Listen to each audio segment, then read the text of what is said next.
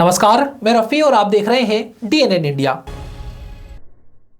अजमेर स्थित कायड़ विश्राम स्थली में आयोजित जनसभा को संबोधित करने के लिए शनिवार को प्रधानमंत्री नरेंद्र मोदी सेना के विशेष हेलीकॉप्टर से सभा स्थल के समीप बनाए गए अस्थायी हेलीपैड पर पहुंचे। महामुख्यमंत्री सहित अन्य भाजपा के नेताओं ने उनका गर्मजोशी के साथ भव्य स्वागत किया। अजमेर स्थित कायड़ विश्राम स्थली में आयोजित जनसभा को संबोधित करने के लिए शनिवार को देश के प्रधानमंत्री नरेंद्र मोदी विशेष विमान से अजमेर पहुंचे।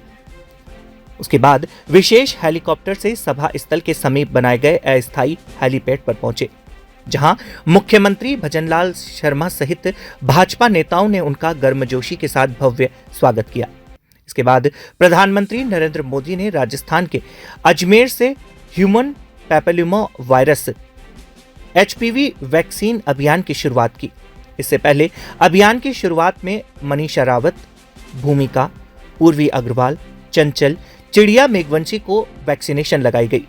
इस दौरान प्रधानमंत्री नरेंद्र मोदी ने सभी लड़कियों से वैक्सीनेशन के बारे में जानकारी ली। इस दौरान सभा को संबोधित करते हुए प्रधानमंत्री नरेंद्र मोदी ने कहा कि कांग्रेस पर तीखा हमला बोला। उन्होंने कहा कि कांग्रेस देश को बदनाम करने और सेनाओं का मनोबल गिराने की राजनीति करती रही है। प्रधानमंत्री ने कहा कि कांग्रेस के ऐसे कुकर्मों को देश कभी माफ नहीं करेगा। प्रधानमंत्री ने कहा, यह वही कांग्रेस है जिसने वर्षों तक जवानों को आधुनिक हथियारों और सुविधाओं से वंचित रखा तथा वन रैंक वन नेशन लागू नहीं किया।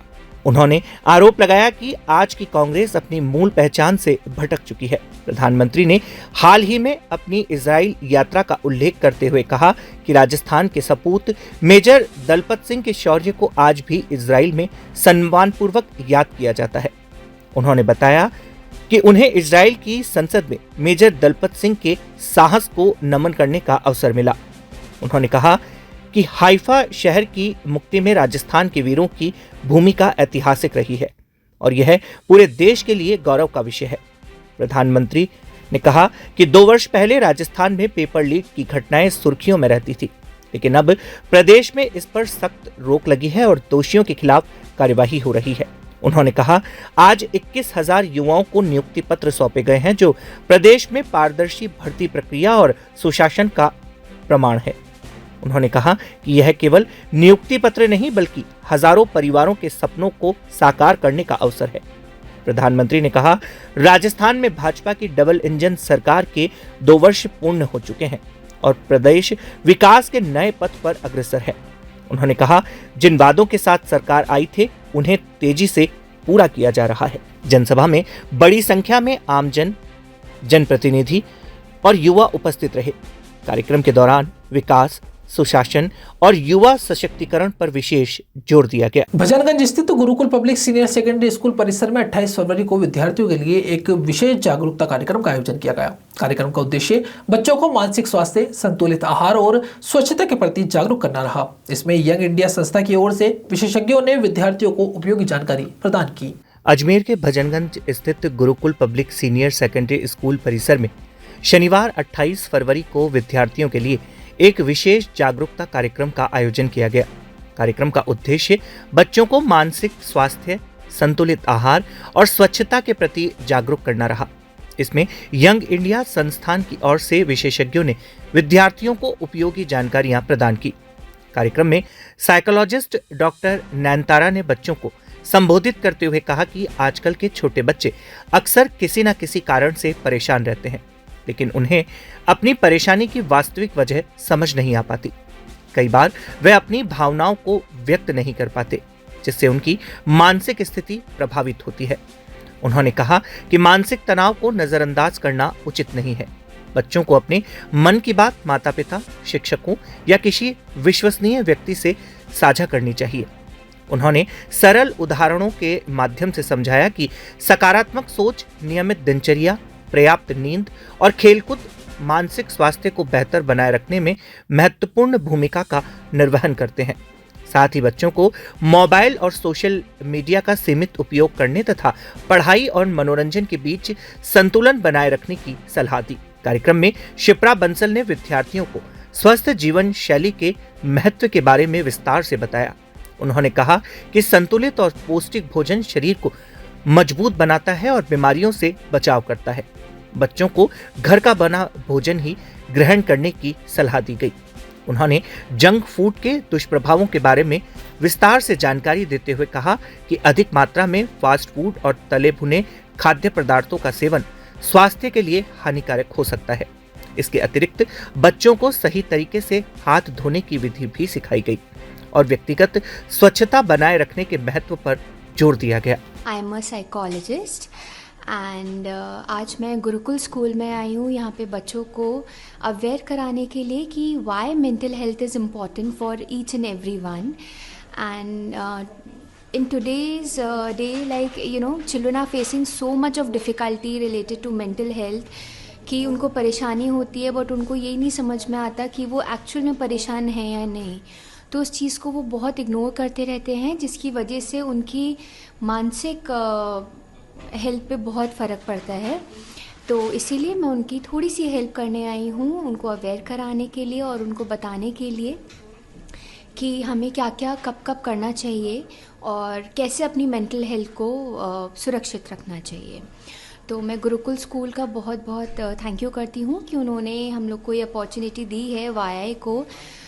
सो YI is a group of young Indians जहाँ पे सारे के सारे यंग एंटरप्रेन्योर्स जुड़े हुए हैं एक दूसरे की हेल्प करने के लिए, सोसाइटी को एक बेटरमेंट की तरफ लेके जाने के लिए।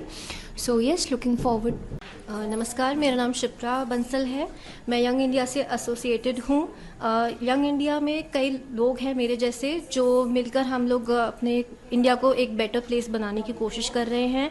आज हम गुरुकुल स्कूल में आए थे एक जागरूकता सेशन करने के लिए, 1st से 4th क्लास तक के बच्चों के लिए। हम समझते हैं कि जो सेशन था वो पर्सनल हाइजीन के ऊपर था।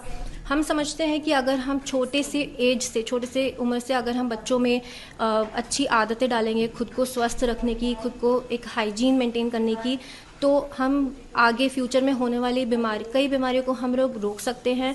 जो कोरोना के टाइम पे बेसिक चीज़ें हमें समझाई गई थी वो हमें बहुत पहले से पता होनी चाहिए थी और यही सब चीज़ें हम अभी छोटी सी एज से बच्चों को सिखाने की कोशिश कर रहे हैं, जिसमें oral hygiene, hand and foot washing techniques और oral hygiene, foot and hand washing techniques और कई तरह के ऐसे अवेयरनेस चीज़ें हैं जो हम बच्चों को छोटी सी एज से हम सिखाना चाह रहे हैं। एज अ मदर मैं समझती हूँ कि अगर हम अभी से बच्चों को ये सब चीज़ें सिखाते हैं तो आगे चल के उनमें ये हैबिट बचपन से ही बिल्ट हो जाती हैं और वो उनमें ये इनबिल्ट हैबिट्स बन जाती हैं। तो और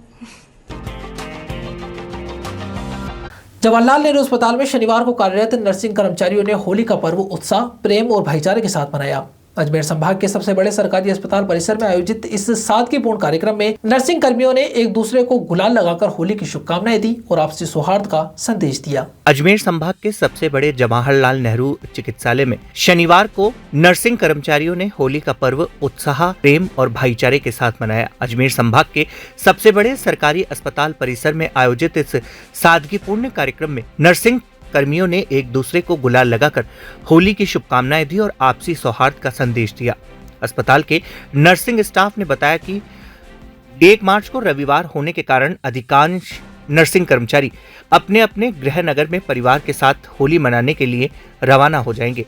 इसी को ध्यान में रखते हुए शनिवार को ही अस्पताल परिसर में सामूहिक रूप से होली का उत्सव मनाया गया। कार्यक्रम के दौरान नर्सेज कर्मचारियों ने एक दूसरे को तिलक लगाकर खुशहाली और स्वास्थ्य की कामना की। अस्पताल जैसे संवेदनशील और जिम्मेदारी भरे वातावरण में कार्यरत स्टाफ ने यह संदेश भी दिया कि व्यस्त दिनचर्या के बीच ऐसे सांस्कृतिक आयोजन आपसी सहयोग और सकारात्मकता का परिचय देते हैं। नर्सिंग स्टाफ ने कहा कि मरीजों की सेवा उनकी प्राथमिकता है, लेकिन त्योहारों के अवसर पर कुछ समय निकालकर आपसी मेलजोल बढ़ाना भी अति आवश्यक है। इस तरह के आयोजन से कार्यस्थल पर आत्मीयता और टीम भावना मजबूत होती है। आज जेएलएन चिकित्सालय में सभी नर्सिंग कर्मियों द्वारा एक दूसरे को गुलाल का टीका लगाकर और एक दूसरे को होली की शुभकामनाएं दी है। होली का त्योहार बिल्कुल प्रेम और सौहार्दपूर्ण तरीके से मनाया जा रहा है। सभी भाईचारे के साथ आज त्योहार मना के, क्योंकि कल का दिन छुट्टी का दिन है, संडे का दिन है, तो आज ही एक दूसरे को तिलक लगा के और ये त्योहार मनाया जा रहा है। कल ये सब लोग अपने परिवार के साथ त्योहार। यहाँ रुकते हैं एक छोटे से ब्रेक के लिए, जल्द हाजिर होंगे खबरों के नए सफर के साथ। कैंसर बीमारी ही ऐसी है, चिंता तो होगी ना। लेकिन अब अपनी चिंता को बदलो विश्वास में, क्योंकि आदिनाथ कैंसर मेडिसिटी में है रेडियोथेरेपी, कीमोथेरेपी और कैंसर सर्जरी के उपचार के साथ आधुनिक सुविधाएं भी। विजिट करें आदिनाथ कैंसर मेडिसिटी एट चाची आवास अजमेर।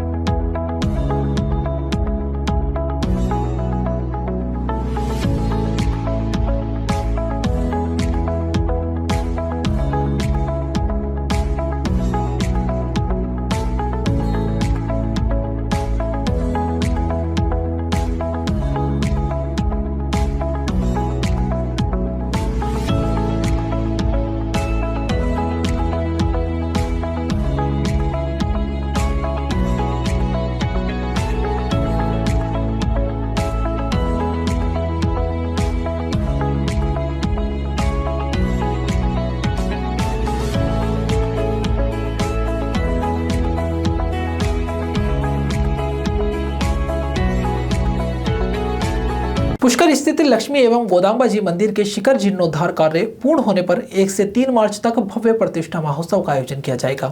मंदिर के एकमात्र ट्रस्टी अनंत गनेरीवाला ने जानकारी देते हुए बताया कि यह आयोजन वैदिक विधि विधान के साथ संपन्न कराया जाएगा।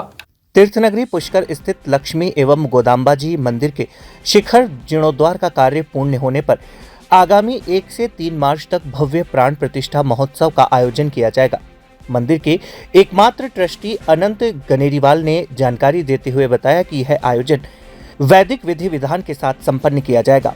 प्रतिष्ठा कार्यक्रम के प्रथम दिन 1 मार्च को प्रातःकाल पूजा, पुण्यवाचन एवं रक्षाबंधन रोपण जैसे मांगलिक अनुष्ठान संपन्न होंगे। इसके साथ ही मंदिर परिसर में वास्तु शांति का आयोजन किया जाएगा और शाम को अग्नि प्रतिष्ठा का कार्यक्रम होगा, जिसमें वैदिक मंत्रोच्चार के साथ यज्ञ प्रारंभ किया जाएगा। 2 मार्च को माता लक्ष्मी जी एवं गोदाम्बा जी का विशेष अभिषेक एवं हवन किया जाएगा। शाम को हवन के साथ प्राण प्रतिष्ठा का मुख्य कार्यक्रम आयोजित होगा। इस दौरान वैदिक आचार्यों की उपस्थिति में मूर्तियों में विधिवत प्राण प्रतिष्ठित किए जाएंगे। कार्यक्रम के अंतिम दिन 3 मार्च को प्रक्षेपण किया जाएगा। धार्मिक परंपराओं के अनुसार संप्रेषणा के पश्चात मंदिर का विधिवत पूजन संपन्न होगा और इसके बाद भक्तगण पुनः मंदिर में प्रवेश कर सकेंगे।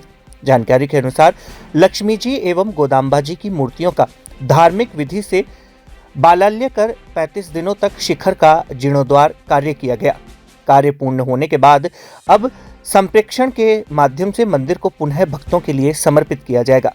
पुराना रंगजी वेणुगोपाल मंदिर एक हेरिटेज मंदिर है। इसी कारण शिखर जीर्णोद्धार कार्य विशेषज्ञों की देखरेख में कराया जा रहा है। दिल्ली हेरिटेज स्टडीज से सेवानिवृत्त प्रोफेसर डॉक्टर R.K. त्रिवेदी के सानिध्य में लक्ष्मी जी एवं गोदाम्बा जी के मंदिर के शिखरों का जीर्णोद्धार किया जा रहा है।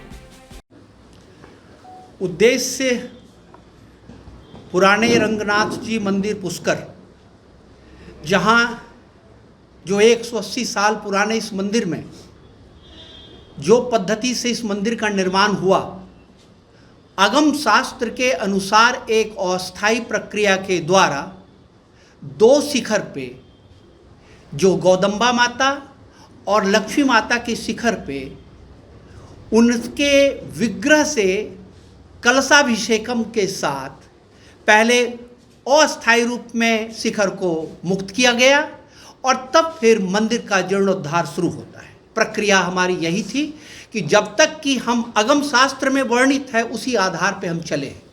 तो अस्थायी रूप में मंदिर का निर्माण के बाद हम शिखर पे चढ़ने के लिए प्रयुक्त थे। अब है कि क्या टेक्निक थी, किस रूप में इसे बनाया गया था, पहले इसका अध्ययन हुआ। अध्ययन के दौरान पाया गया कि चूने और चूने के साथ उस जमाने में, आज की तरह सीमेंट नहीं, बल्कि उस जमाने में चूने के साथ सुर्खी यानी ईंट के जो बारीक टुकड़े होते हैं उसको मिला करके 2 से 3 दिन तक उसे छोड़ा जाता था। उसमें गुड़, मेथी, एलोवेरा, आपके सड़े हुए केले, उसके बाद गोंद मिला करके इसे 30 से 40 दिन तक पकाया जाता था। इन्हें मिक्स किया जाता था फिर घरट में इसे घोटा जाता था। फिर ये मटेरियल बनते थे। इस मटेरियल का इस्तेमाल इसमें जोड़ने की प्रक्रिया होती थी। प्रक्रिया बड़ी साफ है। जो पहले मैं कह सकता हूँ कि पहले इसी रूप में बनाया गया था, इसलिए, और इसके एक तो अंदर का कोर मटेरियल था, बाहर हम देखें तो बाहर में फिनिश्ड वॉल मिलती है, यानी जिसे यहाँ पर हम अराइस कहते हैं, सूखे हुए चिकने वॉल, फिनिश्ड वॉल। अब फिनिश्ड जो अराइस होती है उसमें अगर आप अपनी हाथ को चलाएं तो लगेगा कि हम एक दर्पण को छू रहे हैं। कभी कभी चेहरे भी देखे जाते हैं, इसलिए साउथ में अगर हम चलें तो साउथ इंडिया में इसे अदला बंगला कहा जाता है। ये प्रक्रिया यहाँ पर इस रूप में है। अब मैं बताऊं कि इस प्रक्रिया को ध्यान में रख करके बाबूजी के सानिध्य से ही ये प्रक्रिया शुरू होती है। इनके द्वारा ये सबसे बड़ा इनिशिएटिव इनका है, इन्होंने ये कार्य शुरू करवाया, तभी मैं यहाँ पर बैठा हुआ हूँ। मेरा उद्देश्य है कि दोनों मंदिर को हमें मजबूत करना। दोनों शिखर आज इस अवस्था में है। जब हमने शुरुआत करी थी तो इसकी अवस्था बहुत ख़राब थी। अंदर में पेड़ थे, अंदर में मॉशेस थे, अंदर में अलगाई थी, पूरी काली डिपॉजिट्स थी, ऊपर से सारी लेयर इसकी फटी फटी थी। तो सबको हमें कितनी डैमेज है पहले इसकी स्टडी हमने करी। स्टडी के बाद फिर हम पार्ट टू पार्ट उसे हटाते गए। जब क्लियर हुआ फिर हमने इस पर माल चढ़ाया, जो आपसे बताया कि मेरे पूर्वजों का बनाया हुआ मंदिर का जीर्णोद्धार करने का मुझे मौका मिल रहा है। इस मौके का शुरुआत करीब 25 साल पहले हुई थी, जिस वक्त भी त्रिवेदी जी खुद के एज अ प्रोफेसर 15 स्टूडेंट्स को लाए थे। उसके बाद वो 15 स्टूडेंट का क्रम चलते रहा करीब 12-13 साल। अब ज़रूर इच्छा है कि अभी तो लक्ष्मी जी गोदम्मा जी का शिखर हुआ है, करीब 10 साल पहले रामानु स्वामी जी का शिखर हुआ था। अब वेणुगोपाल जो रंगनाथ भगवान का शिखर और ये सामने आप देख रहे हैं गोपुरम, इसका भी जीर्णोद्धार करना है। सबसे पहले मेरा प्रयत्न ये है कि पूरे मंदिर के अंदर जो छत है और जहाँ भगवान की मूर्तियाँ विराजमान हैं उसका पहले जीर्णोद्धार हो गए। ये बाहर के एरिया में तो मुझे ठीक है उसका भी हो, पर वो बाद में होगा। लक्ष्मी जी का और गोदम्बा जी का जो जीर्णोद्धार हो रहा है, इससे कब से कार्यक्रम चलेगा, कब तक रहेगा, क्या क्या रहेगा? ये तो कल परसों समाप्त हो जाएगा। इसके बाद अगर शास्त्रों में जो शिखर है वो 4 लेयर में है। अब उसमें का सबसे नीचे का लेयर का काम कंप्लीट नहीं होगा, पर चूँकि ब्रह्मोत्सव आ रहा है तो मुझे एक ब्रह्मोत्सव के बीच में पहले वाला काम नहीं रहता है शास्त्रों में। तो ये अभी परसों समाप्त होगा प्रतिष्ठा होकर, और फिर जरूरत होगी तो अजमेर शहर के प्रसिद्ध धार्मिक स्थल रावण के बगीचे स्थित लक्ष्मण जी का मंदिर में इन दिनों 3 दिवसीय नानीबाई का मायरा कथा का भव्य आयोजन किया जा रहा है। कथा के दूसरे दिन श्रद्धालुओं की भारी उपस्थिति देखने को मिली। अजमेर शहर के प्रसिद्ध धार्मिक स्थल रावण की बगीचे स्थित लक्ष्मण जी का मंदिर में इन दिनों 3 दिवसीय नानीबाई का मायरा कथा का भव्य आयोजन किया जा रहा है। कथा के दूसरे दिन श्रद्धालुओं की भारी उपस्थिति देखने को मिली। मंदिर परिसर भक्ति और श्रद्धा के वातावरण से सुरवार रहा। कथावाचक पंडित पीयूष दादीश ने दूसरे दिन भक्त शिरोमणि नरसिंह मेहता के जीवन से जुड़ा अत्यंत भावुक और प्रेरणादायक प्रसंग सुनाया। उन्होंने बताया कि जब नरसिंह मेहता के पिता का श्राद्ध करने का समय आया तब उनके पास पर्याप्त धन संपत्ति नहीं थी। वे अत्यंत निर्धन अवस्था में भी भगवान की भक्ति में लीन रहते थे। श्राद्ध के अवसर पर समाज के लोगों को भोजन कराने की परंपरा थी, परंतु साधनों के अभाव में नरसिंह मेहता चिंतित हो उठे। तब उन्होंने पूर्ण श्रद्धा और विश्वास के साथ भगवान से प्रार्थना की। कथावाचक ने भावपूर्ण शैली में वर्णन किया कि नरसिंह मेहता की सच्ची भक्ति से प्रसन्न होकर भगवान ने उनकी लाज रख ली। उपस्थित श्रद्धालु इस चमत्कारी प्रसंग को सुनकर भाव विभोर हो उठे। कथा के दौरान श्रद्धालु भक्ति रस में डूब गए। जैसे जैसे कथा आगे बढ़ी, श्रोताओं के चेहरे पर श्रद्धा और आनंद का भाव स्पष्ट झलकने लगा। नानी बाई के मायरे का द्वितीय दिवस है।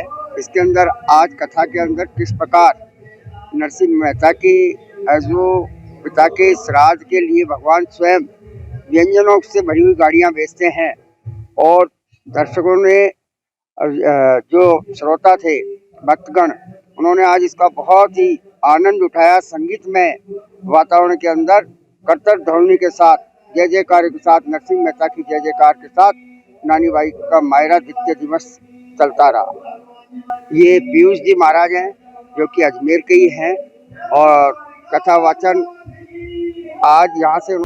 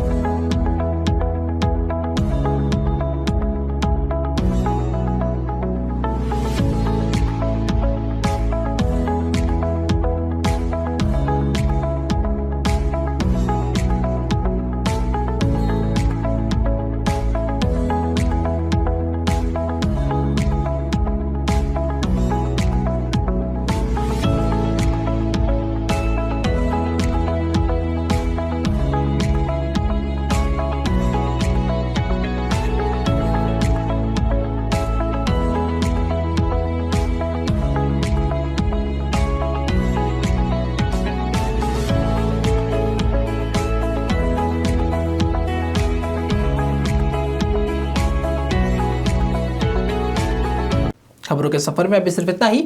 फिर हाजिर होंगे खबरों के नए सफर के साथ। तब तक के लिए दीजिए इजाजत। नमस्कार।